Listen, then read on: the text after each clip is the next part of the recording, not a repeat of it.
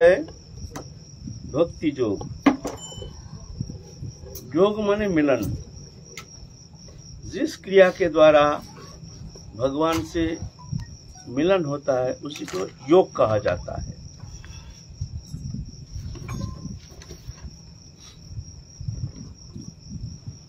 भगवान से तो मिलन है ही, नित्य मिलन।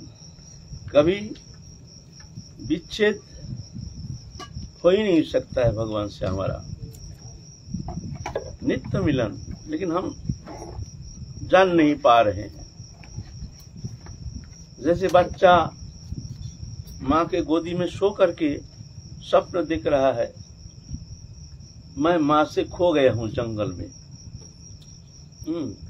खो करके रो रहा है बड़ी जम के, माँ माँ माँ माँ तुम कहाँ, माँ माँ। भाई भी तो हो रहा जंगल में, स्वप्न देख रहा था। तो मैया ने जगा देती है, अरे तू रो क्यों रहा है? अरे अरे क्या हुआ क्या हुआ? दिखते हैं मैं तो माँ के गोद में ही सोया हुआ हूँ। ये स्वप्न है। तो संसार भी ऐसे ही स्वप्न है। भगवान से कभी जीव का अलग होना संभव नहीं है। ये जो संभावना जो हमको दिखता है भगवान से विस्मृति, जैसे भगवान कोई लोक में है, हम कोई लोक में है, ऐसे एक भ्रम, स्वप्नावस्था जैसी।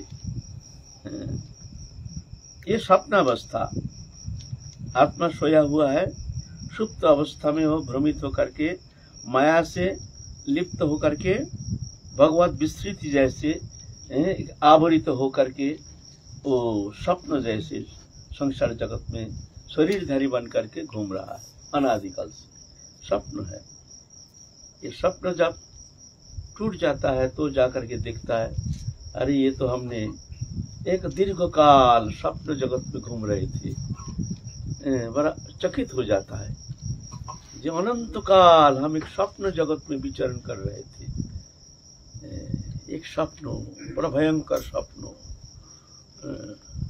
भयंकर स्वप्न। भयभीत तो हो जाता है, अरे बाबा इतना भयंकर स्वप्न। भगवान से अलग होना, अलग समझना कितना बड़ा भीतिदायक है। माया तो घोर अंधकार, अंधकार में हम भगवत विस्मृति के कारण, स्वरूप विस्मृति के कारण शरीरधारी बन करके संसार चक्र में घूम रहे हैं। अपना स्वरूप को, अपना चिन्मय सत्ता को प्रकृति में लीन करके प्रकृतिस्थ होकर के स्वप्न जगत में विचरण कर रहे हैं। स्वरूप विस्मृति भूल गए। वो स्वरूप प्रकृति में लीन कर दिया। जड़ रूपा प्रकृति जड़ है और चेतन सत्ता प्रकृति में आकर के जड़ को चैतन्यमय करके प्रकृतिस्थ होकर के वो अब स्वरूप विस्मृति, अब शरीर को मान लिया मैं हूं। यह है नाटक, यह है खेल। सीधा स्वामी बात संक्षेप में बड़ा सुंदर एक शब्द कहा है, बड़ा सुंदर एक शब्द, बड़ा मन लगा वो शब्द सुन करके। बोलते हैं परा अपरा प्रकृति के भेद न जानने का कारण चित सत्ता का जीव रूप अंश का ये संसार। छोटा सा शब्द लेकिन बड़ा बहुत गहरा तात्पर्य है। परा प्रकृति है चेतन सत्ता जीवात्मा, अपरा प्रकृति है जड़ रूपा दृश्यमान जगत, जड़ रूपा। अपरा प्रकृति है नाम रूपात्मक, जो है नाम है, रूप है, इसको अपरा प्रकृति कहा जाता है। अचेतन नाम रूपात्मक, नाम रूप नहीं, उसका नाम नहीं, रूप नहीं, वो चेतन है, उसको देखा नहीं जाता है, क्रिया के द्वारा ज्ञान होता है चेतन का, और प्रकृति का रूप के द्वारा पहचान होता है। चेतन जड़ रूपा प्रकृति में आकर के प्रकृतिस्थ होकर के अब अपना चेतन सत्ता को विलय कर दिया, प्रकृति में विलय करके अब ढूंढ रहा है आनंद। कहाँ आनंद? आनंद तो अपने स्वरूप में है, वो तो भूल गया, अब ढूंढ रहा है प्रकृति में आनंद। यहाँ आनंद, यहाँ आनंद कहाँ मिलेगा? अंधकार में तुम अनुसंधान कर रहे हो, जहाँ दुख है आनंद है नहीं, वहाँ तुम आनंद की तलाश कर रहे हो। ये तो कभी मिल नहीं सकता है, नहीं मिलेगा कहाँ से? अंधकार में तुम रोशनी ढूंढ रहे हो, रोशनी मिलेगा कहाँ से? ये तो अंधकार है, हम भाग रहे हैं अंधकार की ओर। शांति मिलेगी? शांति कहाँ, वो तो अंधकार है। प्रकृति में, प्रकृति दृश्य मन जागतिक वस्तु पदार्थ है प्रकृति, इसके अंदर से मैं सुख पाना चाहता हूँ। जड़ रूपा प्रकृति चेतन सत्ता आनंदमय, चेतन सत्ता को कैसे सुख दे सकता है, आनंद दे सकता है? आनंद है चेतन सत्ता का स्वरूप, आनंद सत आनंदमय आत्मा, और वो आनंद ढूंढ रहा है जड़ रूपा प्रकृति में। वो आनंद कैसे मिलेगा? और जो आनंद मिलता है प्रकृति के ऊपर रिफ्लेक्शन होता है आनंद का। जैसे नाचता है, गाता है, ये कर रहा है, कौन कर रहा है? ये तो चेतन कर रहा है, प्रकृति थोड़ी करता है। देखते हैं उसमें आनंद है, इसमें आनंद है। आह क्या सुंदर जगत नाच रहा, खेल रहा, बोल रहा, गा रहा। एक पुतला, एक कैसे एक पुतला नाटक बना करके पुतला डांस हो रहा। अपरयमित स्तन्यं प्रकृति विद्धि में परम जीवभूतं महाबाहो जयदं धर्जत जगत। अपरयमित स्तन्यं प्रकृति विद्धि में अपरो, हे अर्जुन मेरा एक बड़ा प्रकृति है, अपरा प्रकृति। प्रकृति विद्धि में परम जीवभूत महाबाहो, इसमें जीव प्रकृतिस्थ होकर के ये संसार चक्र में घूम रहा है। सृष्टि दिख रहा है, सृष्टि चलायमान हो रहा है, दिख रहे हैं। परिवर्तन परिवर्धन संकोचन प्रलय हो रहा है। ये परिवर्तन परिवर्धन संकोचन प्रलय ये तो आत्मा का होता नहीं, प्रकृति का ये खेल चल रहा है। प्रकृति पुरुषो ही भुंगते प्रकृति जान गुणान कारणां गुण संगस्य सदसज्जनि जन्मसु। पुरुष प्रकृतिस्थ होकर के प्रकृति की गुण समूह को वो भोक्ता समझ रहा है, और भोक्ता समझने के कारण सद असद जोनि में भ्रमण कर रहा है। तो ये खेल चल रहा है। इससे मुक्ति के लिए बस ये बीच में आवरण आ गया, आवरण आ गया, अहंकार रूपी आवरण। ये आवरण का खेल है, अहंकार बीच में आ गया, अहंकार रूपी पर्दा, एक आवरण, और कुछ नहीं है। नित्य मिलन, नित्य हमसे संपर्क हो, अविच्छिन्न अखंड संबंध हो, था है रहेगा, पहले भी था, अभी है, पीछे भी रहेगा। तो मानो या ना मानो तुम्हारा मामला है, बात सत्य है। प्रकृति से संबंध था नहीं, है नहीं, होगा नहीं, होता नहीं, ये सत्य है। मानो या ना मानो तुम्हारा मामला है। तो ये जो मिलन हमने विस्मृति है, भगवत विस्मृति, ये विस्मृति एक अज्ञानता, एक भ्रम है, ये माया है, एक अंधकार है, एक स्वप्न है। जैसे बच्चा माँ की गोदी में स्वप्न दिख रहा है, मैं जंगल में खो गया हूँ, ऐसे ही जीव जैसे संसार माया में खो करके आप ढूंढ रहे हैं आनंद का, शांति का अनुसंधान कर रहे हैं। शांति तो उस स्वरूप में है, भगवत चरण में है, पूर्ण आनंदमय, भूमा आनंदमय। वो शांति हमको आकर्षण कर रहा, मैग्नेट की तरह। स्वरूप तो, स्वरूप आनंद तो वो हमको आकर्षण कर रहा है हर समय। तो वो हम आकर्षित होकर समझ नहीं पा रहे हमको कहाँ से आकर्षण कहाँ से आ रहा है। शांति चाहिए, आनंद चाहिए, आनंद चाहिए, आनंद चाहिए। सत आनंदमय स्वरूप में ही आनंद है, और भगवान है भूमा आनंद, अखंड आनंद सत्ता। जब तक जा करके भगवत चरण सान्निध्य प्राप्त नहीं कर पा रहा है, तब तक जा करके उसका यह आनंद अनुसंधान की जो चेष्टा है, ये कभी से निवृत्ति होना संभव नहीं। आनंद सभी जानता है, आनंद क्या चीज है। एक अमीबा से लेकर के ब्रह्मा तक सब आनंद की तलाश में है। चींटी है, सब आनंद के अनुसंधान में घूम रहे हैं। कीड़ा मकोड़ा सब आनंद तलाश है।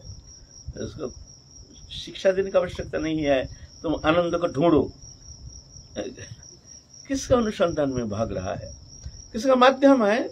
जीव जगत का आनंद है थोड़ा सा, पशु पक्षी का खाने से आनंद, संभोग से आनंद, ऐसे आनंद का एक माध्यम है, मीडियम टूट रहा है आनंद का, तृप्ति नहीं, अतृप्त।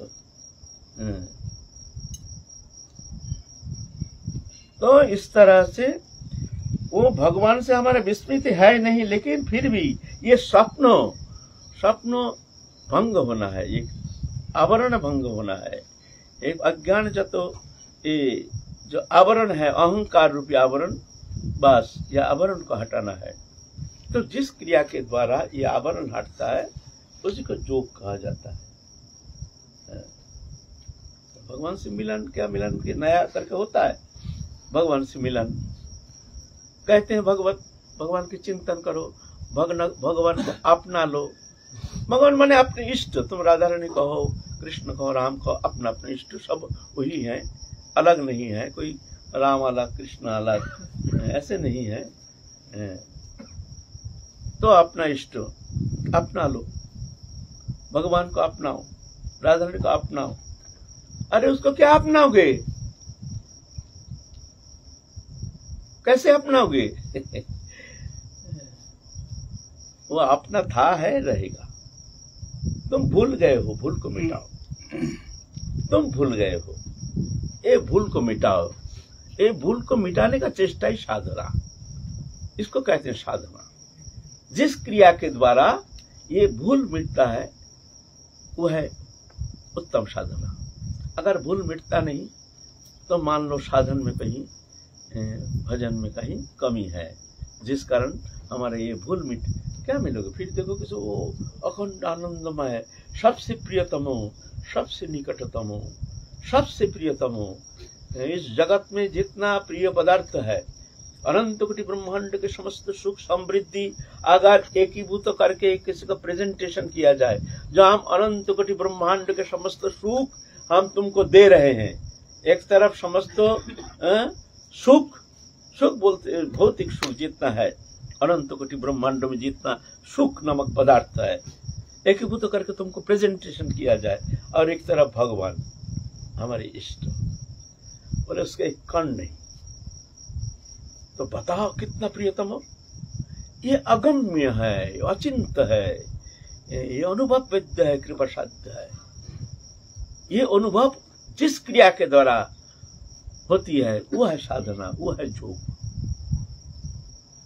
है ना। ये अनुभव मैंने जो विस्मृति, वो विस्मृति को मिटाना है, विस्मृति ही कारण। साधना क्या है? ये विस्मृति को मिटाना। तो कर्म के द्वारा जो कर्म योग, ज्ञान के द्वारा जो ज्ञान योग,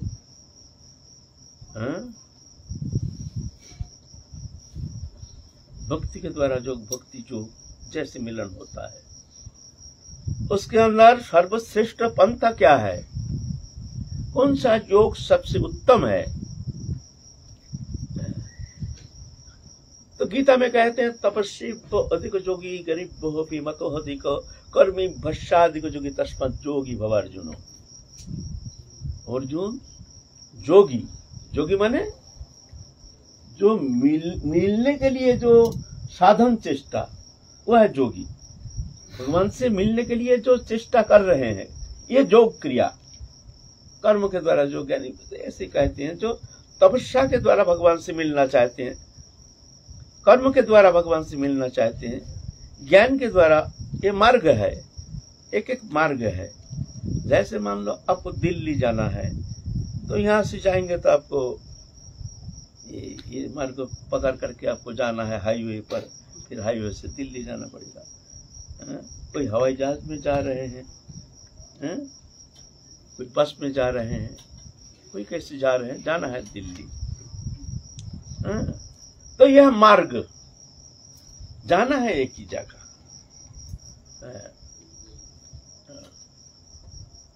तो भगवान गीता में कहते हैं, तपस्वी अधिक योगी, ज्ञानी बहुपी मतो अधिक, कर्मी भस्याधिक योगी, तस्मत् योगी भव अर्जुन। अर्जुन योगी जो है, माने जो मिलन चेष्टा, हमसे मिलन के लिए जो चेष्टा, उसको योग कहा जाता है। तो तपस्या के द्वारा मिलना चाहते हैं वो तो उससे श्रेष्ठ है योगी। ज्ञानी ज्ञान के द्वारा, ज्ञान साधना के द्वारा हमसे मिलना चाहते हैं, उससे भी श्रेष्ठ है योगी। कर्म के द्वारा मिलना चाहते हैं, कर्म का श्रेष्ठता प्रतिपादन करते हैं। बहुत शास्त्र, बहुत साधन दिखा जाता है। बहुत महापुरुष कर्म की श्रेष्ठता प्रतिपादन करते हैं। कर्म श्रेष्ठ है, ज्ञान श्रेष्ठ, अपने अपने मार्ग तदनुसार उपदेश करते हैं। यह मार्ग श्रेष्ठ है, ज्ञान मार्ग, जो उसको ज्ञान का श्रेष्ठता प्रतिपादन करते हैं, यह मार्ग अवलंबन करके चलो। तो गीता में खंडन करते हैं, तपस्वी को अधिक योगी, ज्ञानी भी मत अधिक, ज्ञानी से भी योगी श्रेष्ठ, कर्मी पश्चाधिक योगी, कर्मी से भी योगी श्रेष्ठ। तस्मात् जोगी भव अर्जुन, अर्जुन तुम जोगी बनो। अरे जोगी कौन जोग? तुम तो ये नहीं बताते हो कौन सा जोग? ये जोग नहीं है, बोले ये भी जोग है, लेकिन अर्जुन को कह रहे तुम श्रेष्ठ जोग जो है उसका अवलंबन करो। वो जोगी क्या है? जोगी नाम अभी सर्वेशं मद्गतेनांतरात्मना श्रद्धावान भजत जो मां सौम्य युक्तोत्तम मता। समस्त जोग के अंदर श्रद्धावान भजत जो मां, श्रद्धा के साथ, जो श्रद्धा माने भक्ति के साथ हमको जो अपना मान करके हमारी उपासना करते हैं, वो श्रेष्ठ योग है ना? वो श्रेष्ठ योग है।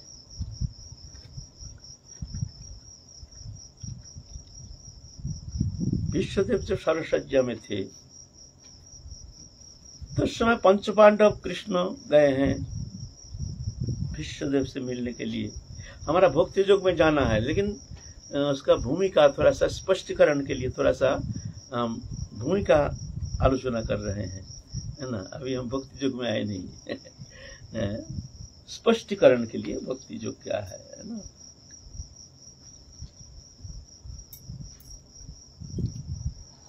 तो वहां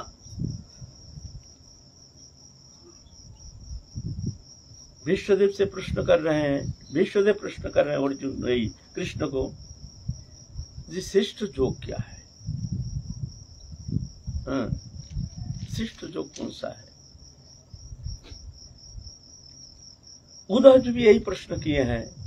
जब भगवान अंतर्ध्यान करेंगे, अपने लीला संवरण करके नित्य लीला में अंतर्ध्यान करेंगे, उस समय उद्धव जी गए हैं और 60,000 मुनि ऋषि आदि सब गए हैं उनके शरण सान्निध्य में, उनसे ज्ञान प्राप्त करने के लिए जान गए हैं। भगवान आप लीला संवरण करेंगे, समस्त मुनि ऋषि आए हैं, भगवान बैठे हैं एक वृक्ष के नीचे। उद्धव जी भगवान से प्रश्न कर रहे हैं, जे प्रभु आप साधन संबंध में बताइए। ये श्रीमद् भागवत महापुराण का अंतिम विषय में चर्चा, उद्धव संवाद। एक है उद्धव संवाद, एक है उद्धव संदेश। संदेश है जो भगवान उद्धव को भेजे थे ब्रज में, वो तो संदेश है। ये संवाद साध्य साधन तत्व संबंध में भगवान अपने मुख निश्चित अमृतमय वाणी ये व्यक्त कर रहे हैं उद्धव जी को केंद्र करके समस्त जीव जगत के लिए। तो कभी तो कर्म योग, कभी तो ज्ञान योग, कभी तो ये योग। अब आप अगर श्रीमद् भागवत महापुराण 11 स्कंद खोलेंगे तो देखेंगे ऐसी भ्रमित हो गए हैं उद्धव जी, भ्रमित हो गए हैं। तो कहते हैं प्रभु आप कह रहे हैं, सब सुन रहे हैं, लेकिन इसके अंदर कोई श्रेष्ठता, कौन सा कोई योग है क्या? अगर है तो उस विषय में हमको थोड़ा आप स्पष्टीकरण कर दीजिए। तो भगवान कहते हैं हाँ श्रेष्ठता तो है। उद्धव जी जब विश्व सरसज्जा में थे तो हम और पंच पांडव गए थे उनके पास, तो हम विश्वदेव जी को ऐसे प्रश्न किए थे। भगवान प्रश्न किए हैं विश्वदेव को, भगवान नहीं जानते हैं। माने भक्तों को आगे बढ़ाने के लिए, भगवान तो भक्त प्रिय, अहं भक्त पराधीनो असतंत्री बुद्धि जो, मैं भक्त का अधीन हूं, मेरा कोई स्वतंत्रता नहीं। ये भक्त वश्यता भगवान के सबसे चमत्कृति गुण है। भगवान अनंत गुण के खान, भगवान ही अनंत गुण के स्रोत है, अचिंत गुण के स्रोत है। लेकिन सबसे उत्तम, सबसे सुंदर, सबसे मनोग्राही, सबसे हृदय स्पर्शी जो गुण है भगवान में, वह है भगवान भक्त वश। एक भक्त के वश में वशीभूत होकर के भगवान अपने भगवत्ता भूल जाते हैं। भगवान भूल जाते हैं मैं भगवान हूं, अनंत कोटि ब्रह्मांड नायक भगवान ये भूल जाते हैं और भक्त के वश में होते हैं। वो करके उनके पीछे पीछे घूमते हैं जैसे कुछ जानते नहीं। अस्वतंत्र बुद्धि जो, हे ब्राह्मण मेरा कोई स्वतंत्रता है नहीं, कोई स्वतंत्र। भगवान अपनी स्वतंत्रता भूल जाते हैं, स्वतंत्र नहीं परतंत्र हो जाते हैं। क्या अनंत कोटि विभु, अनंत कोटि ब्रह्मांड नायक, क्या उनको कोई भुला सकते हैं, मोहित कर सकते हैं? लेकिन भक्त का प्रेम में भगवान ऐसे वशीभूत हो जाते हैं, वशीभूत होकर भूल जाते हैं मैं भगवान हूं, उनके वशीभूत हो जाते हैं। ये सबसे भगवान के चमत्कृति गुण, सबसे चमत्कृति।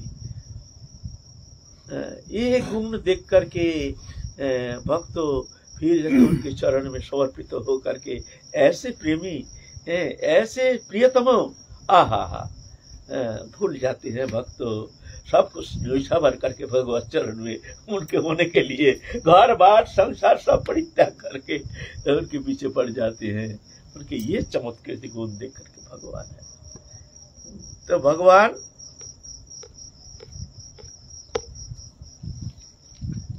विश्वदेव कहते हैं उद्धव जी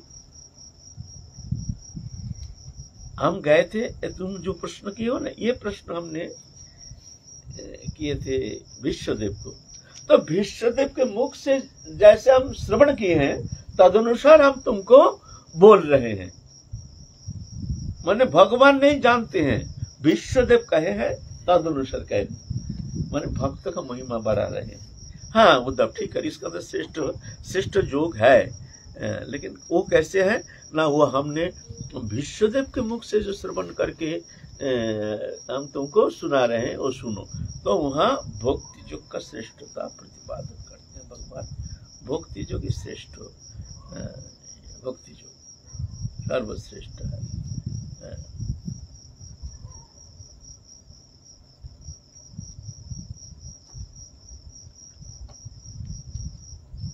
भक्ति योग का अंदर उसका सूत्र कहा है। भक्ति जो मुक्ति जो करने से तो होगा नहीं, भक्ति जो का सूत्र कहा है।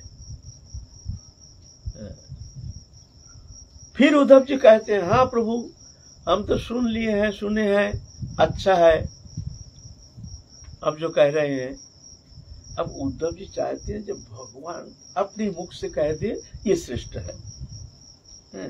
उद्धव जी तो जानते हैं सब, भगवान के मंत्री हैं, बृहस्पति के शिष्य हैं, सर्वद्रष्टा।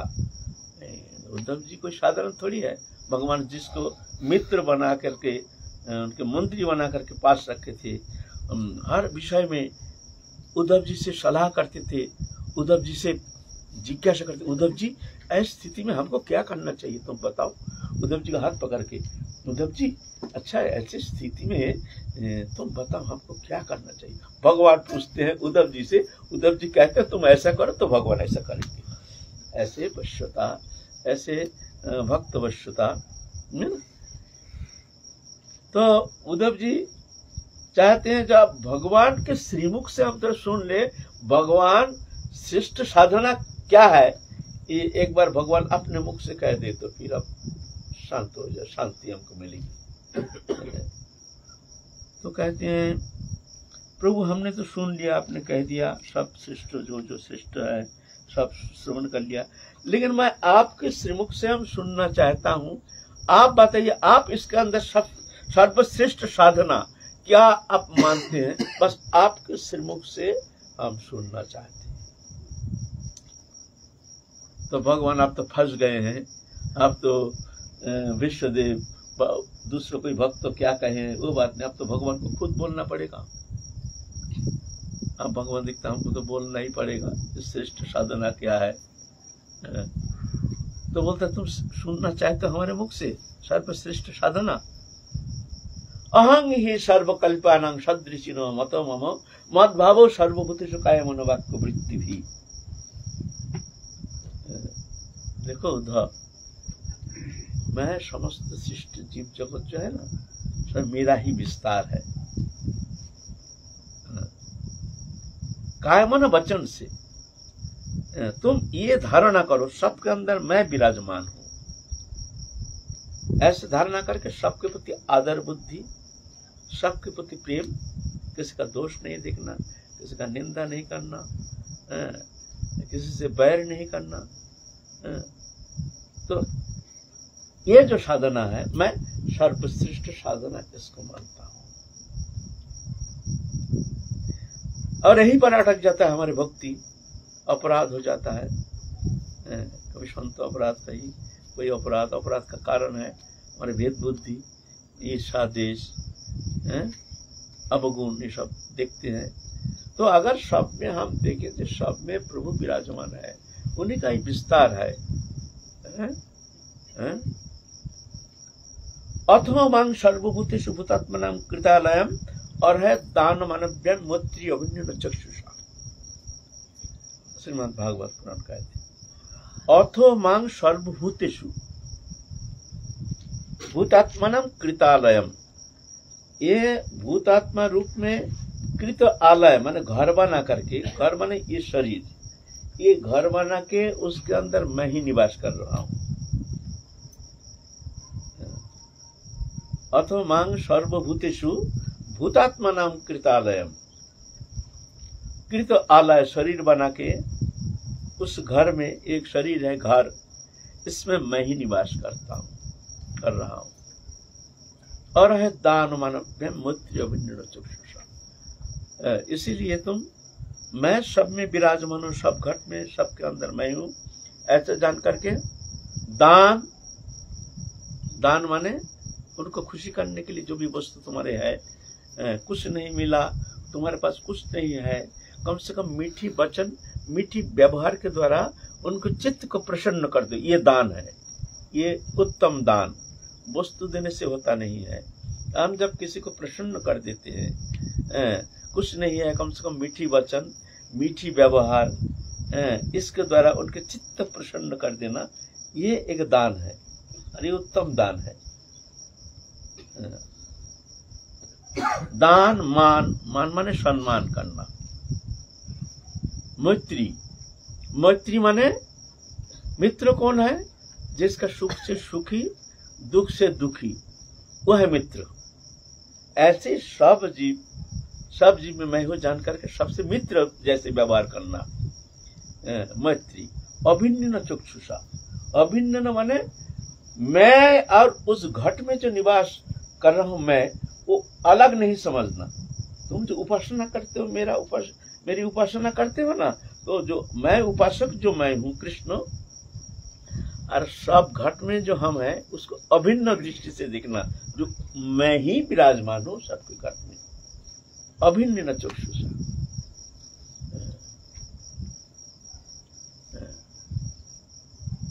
जीव सम्मान दिव्य जानी कृष्ण अधिष्ठान।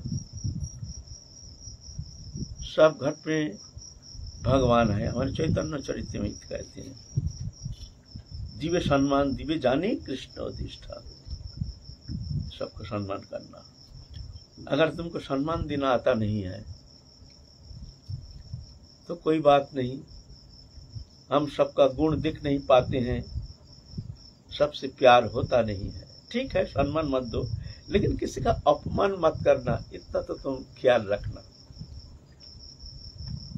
हम भाई सबसे, सबका व्यवहार हमको पसंद नहीं, दोष गुण दिखने में आता है, हमसे प्यार होता नहीं है सबसे, कोई बात नहीं। अगर ऐसा है, प्यार मत करो, लेकिन खबरदार द्वेष नहीं करना है, इससे बचे रहना। मैं सबको सुखी नहीं कर पाता हूं, मेरा उतना सामर्थ्य नहीं जब मैं सबको सुखी करूं, बेश कोई बात नहीं, ठीक है, तो सुखी नहीं करना, लेकिन इतना ख्याल रखना किसी को दुखी नहीं करना। है? है? मैं सबका उपकार नहीं कर पाता हूं भाई, हमसे होता नहीं है उतना। ठीक है, उपकार नहीं कर पाते कोई बात नहीं, किसी का हानि नहीं करना, तुम्हारे द्वारा किसी का हानि नहीं हो, इतना करना। ऐसा इतना तो करना चाहिए ना। ये तो साधना, भक्ति मार्ग में हम आए हैं, हमको भक्ति मार्ग अवलंबन करके हमको भगवान को प्रसन्न करना है। भगवान कैसे प्रसन्न होते हैं? भगवान की प्रसन्नता के लिए जो भी कर्म किया जाता है उसी को भक्ति कहा जाता है। भगवान से प्रेम करने का नाम भक्ति। नारद भक्ति सूत्र में क्या कहते हैं? भक्ति सूत्र में भगवान से प्यार करने का नाम भक्ति। सीधा बात, भक्ति का सरल डेफिनेशन क्या है? भगवान से प्यार करने का नाम है भक्ति। प्यार, जैसे हमारे प्रियजन जो है उनको हम प्यार करते हैं, ऐसे भगवान से एक प्रियता संबंध। उपासना नहीं, उपासना तो अलग चीज है। प्यार, जैसे हमारे प्रियजन को देखे बिना हम रह नहीं सकते हैं, प्रियजन को कुछ खिलाए बिना हम रह नहीं सकते हैं। ऐसे ही कोई बढ़िया वस्तु आता है, अरे चलो आज ये ठाकुर जी को भोग लगाएंगे, ठाकुर जी को भोग लगाएंगे। प्रियता। एक बार रामकृष्ण परमहंस देव के पिता जा रहे थे कहीं दूर, कहीं रिश्तेदारी में। रामकृष्ण परमहंस के पिता भी परम भक्त थे। प्रियता, प्रियता कैसे होती है? उस समय तो ट्रेन बस टस कुछ नहीं था, उस समय पैदल ही ज्यादातर चलते थे। ब्रिटिश आने का बाद तो ट्रेन फेन बस बस वो भी उतना व्यापक नहीं था, कुछ चलता था, वो सबके लिए ऐसा संभव नहीं था चलना। तो ऐसा पैदल जाते थे 15-20 किलोमीटर, कभी 30 किलोमीटर, कभी 50 किलोमीटर। खाना पीना ये सब कपड़े में बांध करके फिर ऐसे चलते थे। पहले रिश्तेदारी में जाते थे ना, पहले 150, 200, 200 साल 250 साल पहले, और 500 साल पहले तो और बात तो अलग था। उस समय ऐसे ही या तो नाव में जाते थे और या तो पैदल ही जाना पड़ता था। और बुग्गी में, इसमें भी जाते थे कोई कोई, बहुत दूर कर बुग्गी जोड़ करके अब चलो 2-3 दिन का रास्ता। तो ऐसे जा रहे हैं रामकृष्ण परमहंस देव के पिताजी, जा रहे हैं कोई रिश्तेदारी में, चल रहे हैं, खाना वाना पटक करके कंधे में, 2 दिन का रास्ता है। और ऐसे तो गरीब थे, बहुत गरीब थे। रामकृष्ण परमहंस देव ना कि विद्यासागर का पिता, माइलस्टोन ना, रामकृष्ण परमहंस देव के पिताजी ऐसे होगा। तो जब बहुत दूर चले गए, सुबह से संध्या तक चले गए, संध्या जाकर के देखता है जंगल में इतना सुंदर फूल खिला हुआ है, इतना सुंदर फूल खिला हुआ है। उनका मन, ऐसे मन में भावना आई कि भाई हमारे वहाँ फूल ही मिलता नहीं ठाकुर जी को चढ़ाने के लिए, इतना सुंदर फूल, भाई हम ठाकुर जी, चलो रिश्तेदार में पीछे जाएंगे, चलो ये फूल लेके चलो, माला गाथेंगे, ठाकुर जी को पहनेंगे और ये पुष्प चढ़ाएंगे। इतना सुंदर फूल कहाँ मिलेगा? लौट के आ गया, फूल लेकर के लौट के आ गया ठाकुर जी को चढ़ाने के लिए। चिंता करो, ये है प्रेम। वस्तु से होती नहीं है प्रेम। प्रेम तो एक स्वाभाविक अंतःकरण वृत्ति, कृष्ण सुख को तात्पर्यमय सेवा, उनके सुख के लिए। कोई हम लोग खाते हैं नहीं, जो प्रेम है तो ना, आज ठाकुर जी को ऐसे भूख लगा, ऐसे भूख लगा, ऐसे प्रेम है स्वाभाविक। ऐसे स्वाभाविक कृष्ण प्रीति के लिए जो कर्म चेष्टा, उसी को भक्ति कहा जाता है। स्वाभाविक भक्ति, सबके प्रति सम्मान, ये ध्यान रख करके उपासना करना पड़ेगा। जे मोर दासेर सकृत निंदा करे, मोर नाम कल्पतरु ताहारे संहारे। हमारे चैतन्य चरितमृत कहते हैं, बोलते जो मेरे दास, मेरे जो भक्त है दास, उनको जो निंदा करता है, द्वेष करता है, मोर नाम कल्पतरु, मेरे जो नाम है वो कल्पतरु है, जो मांगते हैं नाम तत्क्षणात उसको देने के लिए तैयार हो जाते हैं, लेकिन वो नाम रुष्ट हो जाता है, फिर उसको फल नहीं देते हैं। नाम का फल जो प्रेम वो मिलता नहीं है। तो कहते हैं प्रभु तुम्हारे दास, हम कैसे पहचानेंगे कौन तुम्हारा दास? तो कहते हैं उतना जानने की जरूरत नहीं, जान लो अनंत कोटि ब्रह्मांडे आछे যত सबे मोर दास, एते के जे परहिंस से ही जाए नाश। तो और दूर की बात कह दिया। मतलब अनंत कोटि ब्रह्मांड में जितना जीव है ना, सब मेरा दास। तुम उतना जानने का कोशिश मत करो कौन दास है तुम्हारा। अनंत कोटि ब्रह्मांड आछे যত सबे मोर, सब मेरे दास है। एते के जे परहिंसे, कोई जीव को हिंसा करता है वो नष्ट हो जाता है। तो भक्ति मार्ग के यह प्राण केंद्र, मन में ईर्षा देश राग देश ये रहने से भक्ति मार्ग में भगवत चरण में प्रेम उत्पन्न होना संभव नहीं है। तो हम लोग फिर भक्ति मार्ग के विषय फिर आश्रमिक जीवन में रह के और साधु संतन और गुरु जी की सेवा में रह के ऐसा होना संभव है? क्यों नहीं संभव है? जैसे मान लीजिए सेवा की व्यवस्था संभालने के लिए थोड़ा बहुत तो इधर उधर हो ही जाता ना, तो बोलना पड़ता है, डांटना पड़ता है, फटकारना पड़ता है। वो तो क्रिया तो होनी चाहिए। कुछ नहीं बोलोगे तो आश्रम नहीं चलेगा, संसार नहीं चलेगा। हमारा बेटा दुष्टता करता है, ठीक राह पर चलता नहीं है उसका, तो पिता माता को तारण भर्षण शासन तो करना पड़ेगा, नहीं तो ठीक नहीं होगा ना। एक कुत्ता में भगवान है, तो कुत्ता हमारे घर में घुस गया, तो ये नहीं कि हम राबड़ी लेकर के आइए प्रभु खाइए, ऐसा थोड़ी होता है। तो क्या करेंगे? मन में हिंसा नहीं, मन में तो जानना चाहिए इसमें प्रभु है। डंडा लो, दिखावा, अरे ये अबोध तो जानता नहीं है ना, दिखाओ और 2 रोटी भी ले जाओ साथ, गेट के बाहर जा करके रोटी भी दो 2 ठो। ये है ऐसा, ये जैसे परिस्थिति जैसे स्थान काल पात्र अनुसार इसके व्यवहार होता है।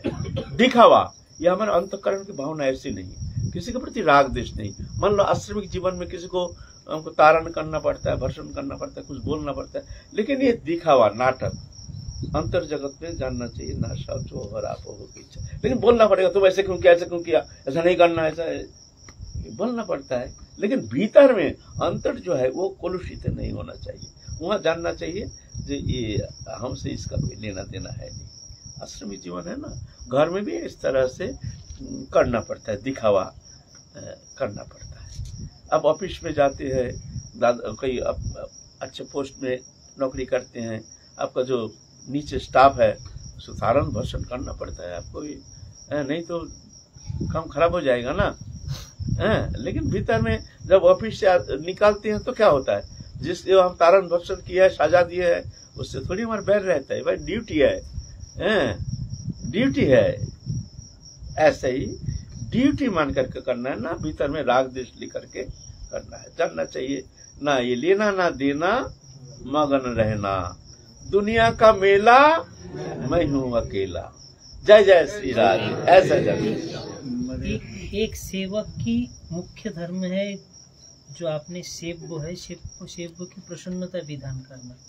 तो सेव्य की प्रसन्नता मान लीजिए एक अनुकूल भजन के परिवेश में प्रसन्न होते हैं सेव्य, तो वो परिवेश रक्षा के लिए अगर किसी के थोड़ा बहुत कहना पड़े या कोई 2-4 शब्द कहना पड़े, वो क्या अपराध हो सकता है? नहीं, ये तो करना पड़ेगा। ये तो गुरु प्रसन्नता के लिए, हमारे मंदिर के जो डिसिप्लिन है वो रक्षा के लिए ये तो थोड़ा करना ही पड़ता है। ये तो करना ही पड़ता, लेकिन हृदय से नहीं, बाहरी ये तो करना पड़ता है थोड़ा सा, इसमें दोष नहीं लगता है। जय जय श्री राम।